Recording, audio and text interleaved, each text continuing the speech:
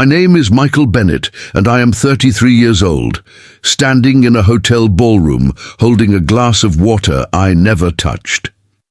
8 years ago, my wife Claire signed divorce papers on our kitchen table and told me I would never be more than a mechanic's grandson. Last month I signed something else. I signed the papers that made me the majority owner of Harrington Steel, the company where Claire now works as an executive assistant. She did not know. Tonight, at our 10-year reunion, she walked past me in a pearl grey dress, looked me over once, and made sure the microphone was loud enough for half the room to hear her. "Still driving that old truck, Michael?" I smiled. I nodded. I did not tell her that the truck was parked next to a black SUV with my name on the lease, or that the man standing near the stage, waiting to announce the company's new ownership, worked for me. The next morning, her boss called an emergency meeting. Claire walked in still thinking she was about to hear about a merger. She was about to hear about me. Before I tell you what happened next, please hit like and subscribe. Drop your city and local time below. I love knowing where you're listening from. Now let me take you back 8 years, to a workshop that smelled like oil and cedar, when my grandfather said something I didn't understand until last month. I grew up in 2 houses that felt like 2 different countries. My mother's house was clean and cold, all white walls and rules I never fully understood. My grandfather's workshop, 3 streets over, was none of those things. It smelled like machine oil and sawdust, with a thread of coffee underneath that never seemed to fade, even at midnight. Walter Bennett fixed things for a living, engines, generators, anything with moving parts that had given up. He was not a rich man. He wore the same brown jacket for as long as I can remember. The elbows gone soft and shiny from years of leaning over a workbench. I spent every weekend of my childhood there. I remember the sound of the roller door going up, a long metal groan that meant the day was beginning. I remember the light in the late afternoon, gold and thick with dust, falling across his workbench like something poured rather than shone. I remember the feel of that bench under my hands, worn smooth in one particular spot from 40. Years of elbows resting in the same place. On a nail above the register hung a small brass key he never explained. I asked about it once. He said, "That's for later, not for now," and went back to work. I forgot about it for years. He taught me to use a wrench before I could tie my shoes properly. He taught me patience with machines that didn't want to cooperate. And every evening before he drove me home, we sat on 2 overturned crates and ate toast with butter that had gone slightly too soft. And he talked. One evening, and I was maybe 10, I asked him why he never tried to be rich like Claire's father, who I had just met at a birthday party, a man in a blazer who talked about numbers the way other people talk about weather. My grandfather wiped his hands on a rag and didn't answer right away. "Everything that lasts," he finally said, "was built when no one was watching." I didn't understand it then. I thought he meant the engines. Claire's family was different from mine in ways I only half noticed as a boy and fully understood later. Her mother corrected my table manners before I'd finished a sentence. Her father asked, more than once, what exactly my grandfather's shop was worth, as if it were a number waiting to be discovered, rather than a place where a man spent his whole life keeping his word to strangers with broken cars. I married Claire anyway, years later, because I loved the version of her that existed before her family's voice got louder than her own. But even then, something in me noticed the small things. The way her mother's compliments always had a price tag hidden inside them. The way Claire's father asked about my grandfather's health with a tone better suited to asking about a stock. I had no power to change any of it. I was 25, married, still learning what my grandfather had spent 60 years understanding. I just kept driving over to the shop on weekends, breathing in that same oil and cedar smell, without knowing it would be the only honest place left in my life. My grandfather got sick the spring I turned 27.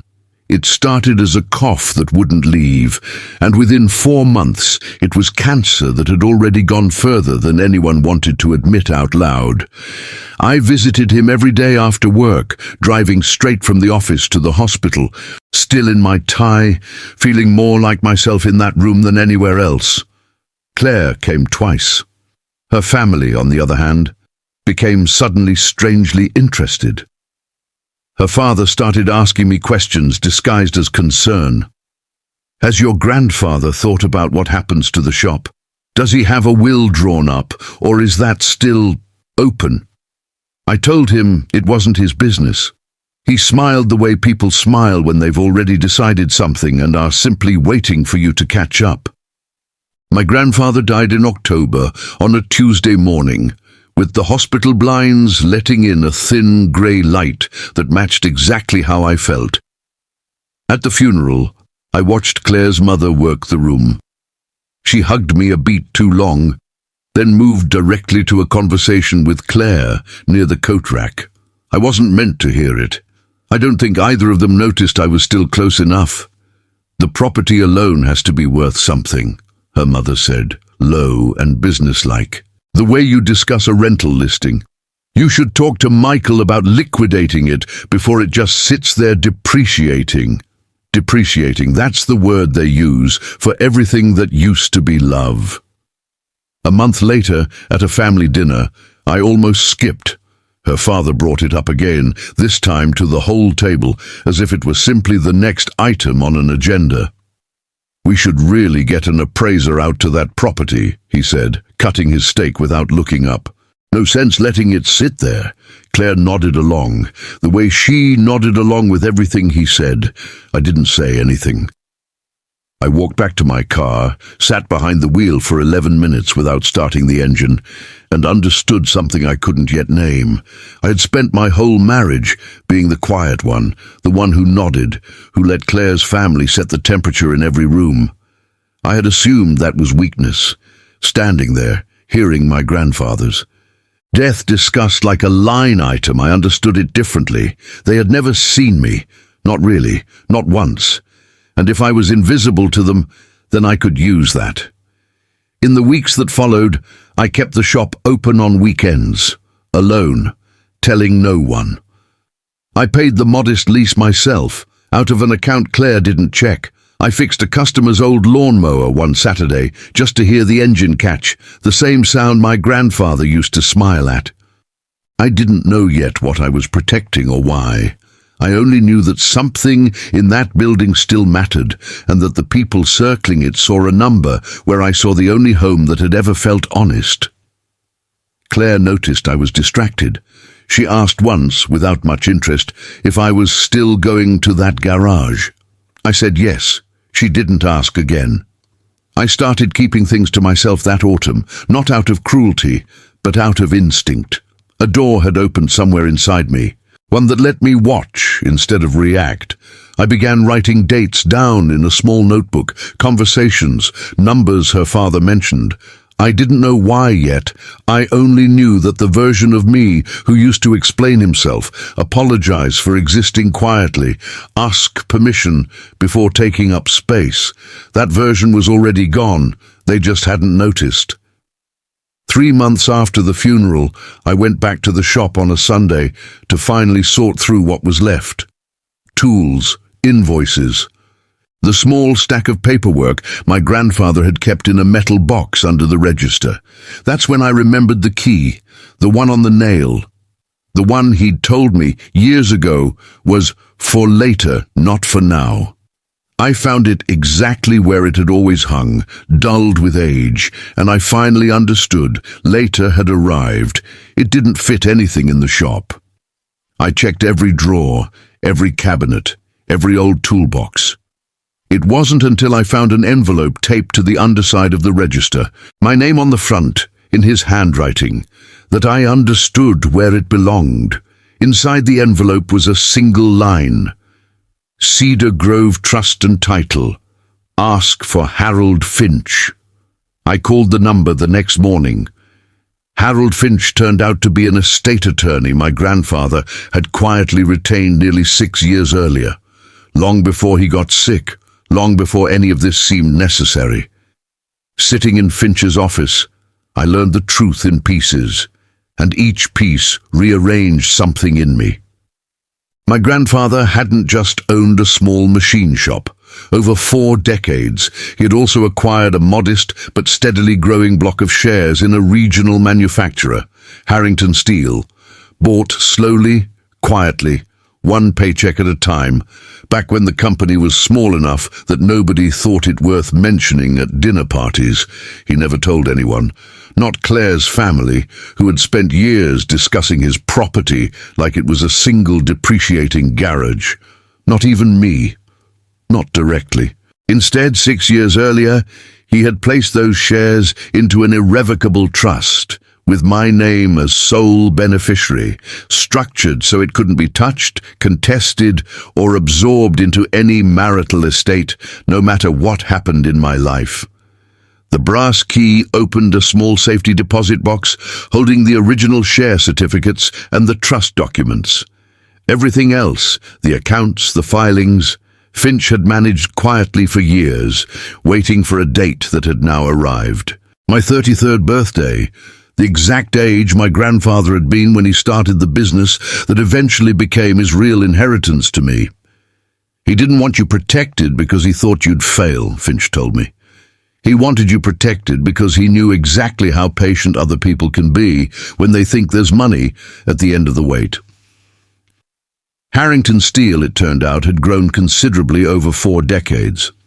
My grandfather's shares, compounded quietly and reinvested without anyone watching, now made me the company's largest single shareholder, the same company where Claire had worked for the last 2 years as an executive assistant, climbing steadily, mentioning her growing opportunities there at every family gathering as if it were proof of something. I sat with that fact for a long time. That same week, at another family dinner, I overheard Claire's father on the phone in the hallway. Thinking no one was listening, "The shop's been sitting empty for months," he said. "Once the estate clears, we push Michael to sell. He won't fight it. He never fights anything." He named a number, a closing date, the name of a buyer he already had lined up. I stood out of sight and felt nothing shake in me at all. I texted Finch 2 words, "I'm ready." Have you ever had to stay silent to protect yourself even when every part of you wanted to speak up? Tell me in the comments. I read them. That night I lay in bed next to Claire, who fell asleep scrolling through photos from a co-worker's promotion party, and I thought about her father, already asleep somewhere across town, dreaming about a sale that was never going to happen. He thought he had already won. He had no idea the shop was the smallest part of what he was about to lose.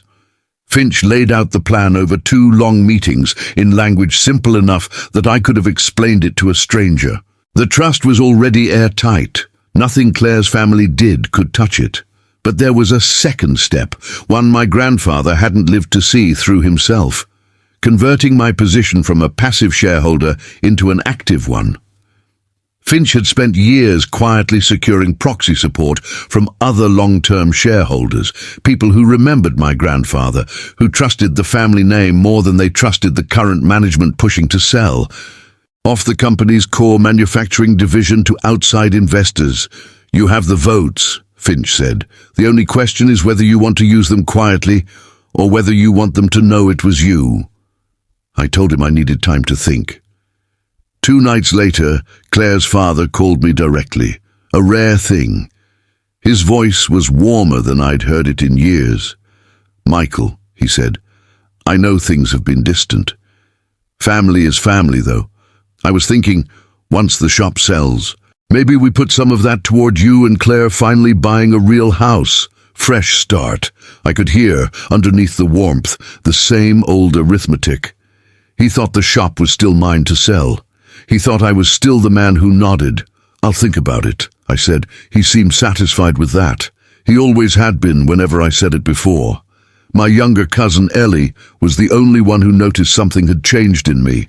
She was 16, sharp in the way teenagers are before the world teaches them to hide it. "You've been weird since Grandpa Walter died," she said one afternoon, sitting on the shop's front step while I swept the floor for no reason at all. Like you're waiting for something. Maybe I am, I told her. She didn't push. She just sat there with me a while, the way he used to, and if you haven't already, hit that subscribe button, because this story is about to turn the night before the shareholder meeting. I drove to the shop alone and sat on the same overturned crate I'd sat on as a boy. The roller door was down. The smell of oil and cedar was fainter now, but still there, underneath everything. I wish this were different. I wish Claire's father had been the kind of man who would have welcomed me instead of appraised me. I wish Claire had chosen to see me instead of the version of me her family found convenient. I wish this family had loved without doing the math first. But wishes don't hold up. What my grandfather built does. I cried there alone in a way I hadn't let myself since the funeral. Not from weakness, from finally understanding what he'd meant all those years ago on the overturned crate, with toast in my hand. Everything that lasts was built when no one was watching. He'd been talking about more than engines the whole time. At 11:50 p.m., 3 nights before Harrington Steel's board meeting, I sat alone at my kitchen table with my laptop open and a single document waiting for my signature. Claire was asleep upstairs. I could hear the house doing the small things houses do at night. The refrigerator cycling on, a pipe settling somewhere in the wall. Finch joined the call at exactly midnight, his face lit by whatever lamp he kept on his desk at that hour. "Once you sign this," he said, "the proxy votes are activated. You'll be exercising your full voting rights as majority shareholder. There's no undoing it after tonight." "I understand," I said. I read through the final page one more time, not because I doubted it, but because my grandfather had taught me to always read the whole page, especially the part at the bottom. Then I signed. Finch smiled, the tired, genuine smile of a man who had waited 6 years to see this exact moment. "Your grandfather would be proud of how long you were willing to wait to do this quietly." "He taught me that," I said. I looked at the clock on my laptop, 12:03 a.m. I am 33 years old. I am the majority shareholder and incoming chairman of Harrington Steel. Upstairs, Claire slept, still believing her career was climbing on its own merit, inside a company she didn't know I now controlled. Across town, her father was almost certainly still awake in his study, finalizing paperwork for a sale of a small machine shop that had already stopped. Being mine to sell 6 years earlier, he'll find that out in about 60 hours. I thought about the toast we used to eat on those overturned crates, and the way he never explained anything before it was time. I understood now why he waited. Some truths only mean something if you're strong enough to carry them quietly first. I closed the laptop and sat in the dark kitchen a while longer, listening to the house breathe around me. There was no triumph in it, not yet. Just a quiet, settled feeling, like a wrench finally finding the exact bolt it was built for. Somewhere my grandfather's brass key sat back on its nail, having finally done its one. The reunion had already happened by then. That was the night that started this story, the pearl grey dress, the comment about my truck. But the real morning came 2 days later, when Harrington Steel called an emergency meeting for all senior staff and department heads. Claire walked in expecting to hear about a merger rumor that had been circulating the office. I sat at the far end of the table, where the new board chairman was meant to sit. Her father arrived 10 minutes later, having driven in specially, still under the impression this was about negotiating final terms for the shop's sale. He saw me at that end of the table and stopped mid-step. The company's outgoing chairman introduced me formally as the new majority shareholder and incoming chairman of the board. Claire's face didn't move for a full 3 seconds, then it moved all at once. Her father pulled me aside afterward in the hallway, his voice pitched low and urgent. "Michael, about the shop. We can still work something out." "There's nothing to work out," I said. "It was never yours to arrange." He looked at me like I was still the man who nodded, who deflected, who said I'll think about it and meant it as surrender. I wasn't. I hadn't been for 6 months. Her boss, standing a few feet away, suddenly found something urgent to check on his phone. Nobody in that hallway said another word. Claire found me by the elevators afterward. She didn't apologize. She asked quietly how long I'd known. Long enough to watch you and your family plan around a man you thought couldn't hear you, I said. She didn't have an answer for that. I didn't wait for one. I pressed the button for the ground floor. And the doors closed on the version of my life where I still needed anyone in that room to see me. My grandfather used to say, everything that lasts was built when no one was watching. I used to think he meant engines, patience with machines, the slow, unglamorous work of fixing things nobody else wanted to touch. He meant more than that. He meant a life. He meant that the quiet years, the years nobody notices, the years you spend being underestimated, those are the years the real foundation gets poured. Claire's father sold his stake in a competing venture within the year, unable to recover the credibility he lost, trying to explain to his own board why he'd assumed my grandfather's estate would simply be handed over. Claire and I finalized our second, quieter divorce 8 months after the reunion. I heard she moved out of state. Harold Finch still calls every few months, mostly just to talk. Last time, he asked if I still ate toast on overturned crates. I do, actually. I kept the shop. I never sold it. I run it myself on weekends now, the roller door still groaning the same way it always did. The same smell of oil and cedar underneath everything else. I think about my grandfather every time that door goes up, and I think some people wait their whole lives to be seen. I spent 6 years learning it was better to be underestimated. If you've ever had to stay quiet and let people underestimate you, knowing the truth would come out on its own time, I want to hear your story. Tell me in the comments. And if this story moved you, subscribe. There are more to come.